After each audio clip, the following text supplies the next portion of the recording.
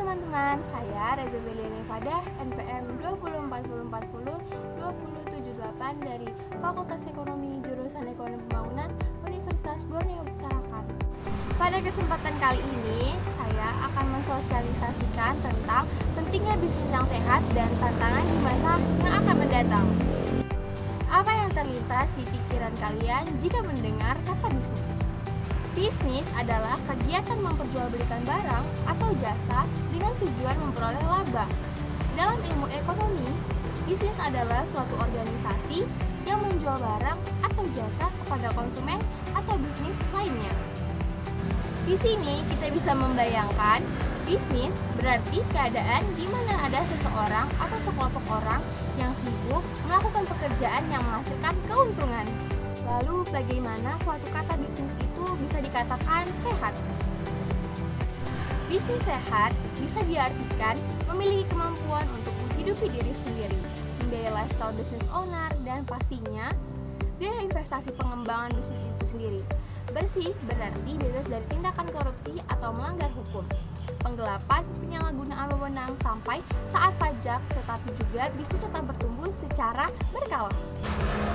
Lalu, mengapa sih kita harus penting memiliki bisnis yang sehat?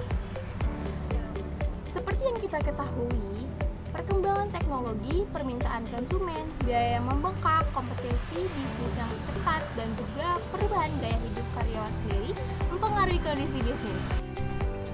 Di sini ada beberapa ciri-ciri bagaimana bisnis yang sehat itu. 1. Bisnis berjalan dengan sistem yang terkendali. Bisnis yang berjalan dengan sistem yang akan memungkinkan kita mengendalikan proses dengan baik. Sistem yang dimaksud bukan hanya software ataupun teknologi canggih, tetapi proses yang dikendalikan dengan cara yang baik. Sistem juga akan membantu kita mengurangi ketergantungan akan super manager atau orang yang tak tergantikan. Yang kedua, bisnis memiliki pertumbuhan profit yang minimal 10 hingga 15% per tahun. Mengapa hanya 10%? Realitanya, 80% bisnis tidak bertahan lebih lama lagi karena gagal mencetak profit akibat mismanagement. Pertumbuhan berkala akan jauh lebih baik daripada pertumbuhan dadakan yang berarti juga bisnis bisa mengalami jatuh dadakan. Dan yang ketiga, memiliki karyawan yang produktivitasnya terukur. Produktif atau tidaknya seseorang karyawan bisa diukur secara cepat dari apa yang mereka hasilkan.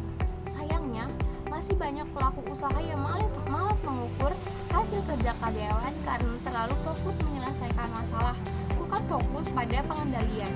Karyawan yang produktivitasnya menambah keuntungan membawa nama baik perusahaan. Yang keempat, bisa berjalan tanpa intervensi pemilik secara operasional. Pelaku usaha yang gagal melepaskan urusan operasional akan menghambat kreativitas tim dalam memajukan perusahaan. Dan yang kelima, tidak suntik modal secara terus-menerus. Nah, ini salah satu musuh dasar dari bisnis yang sehat. Suntik modal adalah tanda adanya kebocoran yang serius, baik kebocoran yang disengaja ataupun tidak, pastinya akan mempengaruhi kesehatan keuangan bisnis Anda. Anda tidak perlu khawatir, masalah Anda yang nantinya akan Anda temukan di masa yang akan mendatang dapat Anda atasi dengan Anda dapat melakukan prediksi yang lebih cerdas. Agar dapat melewati tantangan bisnis, perusahaan perlu lebih cerdas melakukan prediksi. Baik itu prediksi terhadap perubahan tren pasar, pelanggan, atau perubahan lainnya.